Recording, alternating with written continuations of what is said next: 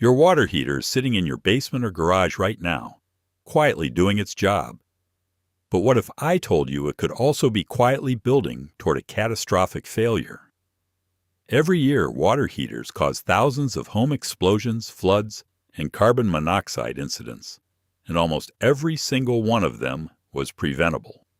With over 25 years of hands-on plumbing experience, I have seen what happens when these mistakes go unchecked.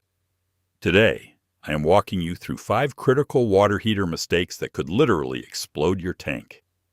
And stick around, because number 5 is a silent killer most people never even think about. And the bonus tip at the end could save your life. The first critical mistake, and honestly the most dangerous one on this entire list, is ignoring a failed temperature and pressure relief valve. Most people call it the T&P valve, and it is that little brass valve on the side or top of your water heater with a small discharge pipe running down toward the floor. Here's what you need to understand. That valve is the last line of defense between your water heater operating normally and your water heater becoming a literal bomb. I am not exaggerating. The T&P valve is specifically engineered to open and release water if the pressure inside the tank exceeds 150 pounds per square inch, or if the temperature climbs above 210 degrees Fahrenheit. When it works, it bleeds off that excess pressure safely through the discharge tube. When it fails, there is nothing stopping the pressure from building until the tank ruptures. And a ruptured water heater filled with superheated water does not just leak. It can launch through a roof like a rocket. There are documented cases of water heaters blasting through 2 stories of a house. So what goes wrong? Most homeowners never touch this valve from the day the heater is installed until the day it gets replaced 10 or 15 years later. Over time, mineral, deposits, and corrosion seize the valve shut. It looks fine on the outside, but internally it is completely frozen. The fix is simple, but requires consistency. Once a year, you should lift that little lever on the T&P valve and let it discharge for about 5 seconds. You should see water flow out of the discharge pipe. If nothing comes out, or if the valve will not lift at all, that valve has failed and needs to be replaced immediately. A replacement T&P valve costs about $15 to $20 at any hardware store, and swapping it out takes about 15 minutes with a pipe wrench. Compare that to the cost of a tank explosion, which can run anywhere from $5,000 to $15,000 in structural damage, not to mention the risk of serious injury or worse. One more thing. That discharge pipe should always run downward and terminate no more than 6 inches from the floor or directed to a drain. It should never be capped, plugged, or threaded into a closed pipe. I have walked into homes where someone actually capped off the discharge pipe because it was dripping. That is essentially disabling the one safety device standing between you and a disaster. The second critical mistake that puts your household at serious risk is setting the temperature too high. Most water heaters ship from the factory with the thermostat preset somewhere between 130 and 140 degrees Fahrenheit. Some are even set at 150 degrees right out of the box. And a lot of homeowners crank the dial up even further because they want hotter showers, or they feel like they are running out of hot water too fast. Here's the problem. Water at 140 degrees can cause a 3rd-degree burn on adult skin in about 5 seconds. For a child or elderly person, it happens even faster. At 150 degrees, a serious burn can happen in under 2 seconds. Beyond the scalding risk, higher temperatures accelerate mineral buildup inside the tank, increase internal pressure, and force the T&P valve to work harder. You are also paying more on your energy bill every single month for water that is dangerously hot. The Department of Energy recommends setting your water heater to 120 degrees Fahrenheit. That temperature is hot enough to kill most harmful bacteria, including Legionella, while significantly reducing the risk of scalding. It also slows down sediment accumulation and reduces your energy costs by about 6 to 10% compared to running at 140 degrees. To check your setting, Look for the thermostat dial on the front of a gas water heater, usually near the bottom behind a small panel. On an electric water heater, you will need to shut off the breaker, remove the upper and lower access panels, and use a flathead screwdriver to adjust the thermostats behind the insulation.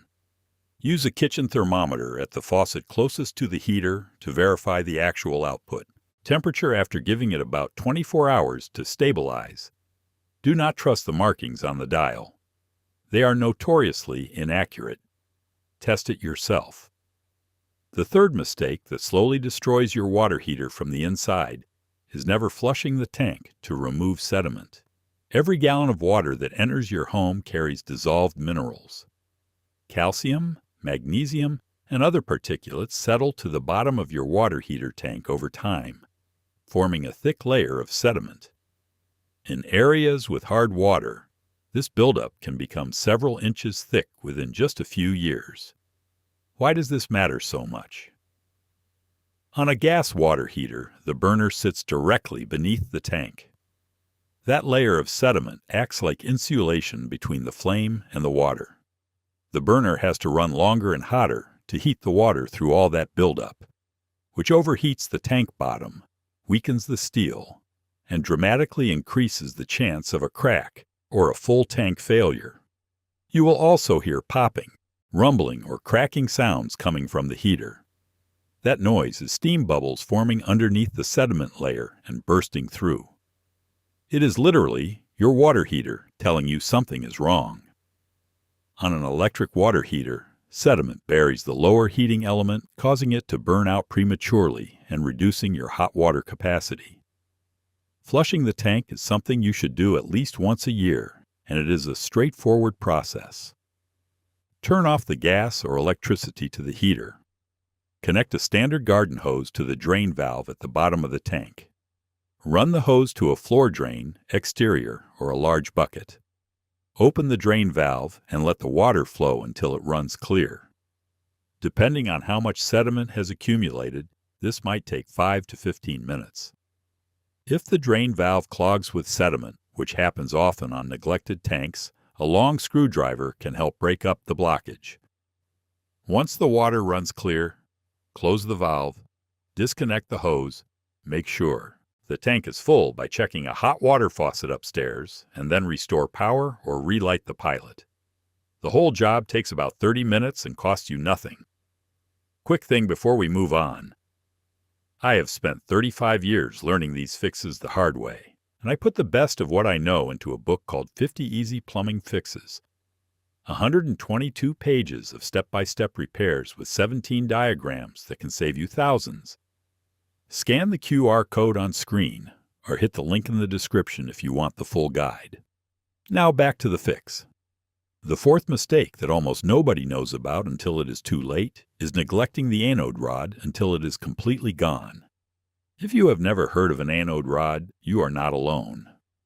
Most homeowners have no idea this part exists, and yet it is the single most important component protecting your water heater tank from rusting through.